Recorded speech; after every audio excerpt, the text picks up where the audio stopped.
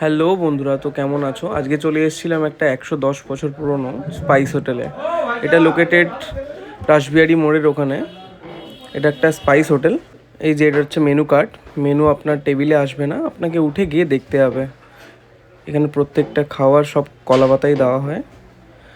দারুণ অ্যাম্বিয়েন্স, সব কলাপাতায় সার্ভ করা হয়।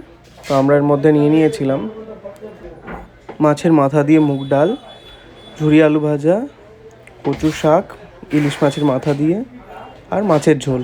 ফার্স্টে ডালটা দিয়ে মেখে খাবো। এই ঝুরি আলু ভাজা দিয়ে মেখে খেতে ডালটা দারুণ লাগছিল। এমনি মাছের মাথা দিয়ে মুগ ডালটা খেতে আমার খুব ভালো লাগে, খুব ভালো ছিল। তারপরে মাছটা নিয়েছিলাম। মাছটা খুব ফ্রেশ ছিল, টেস্টও খুব ভালো ছিল। হালকা পাতলা আলু দিয়ে ঝোল, বাট ওভারঅল আমার অ্যাভারেজ লেগেছে, খুব একটা ভালো তা নয়।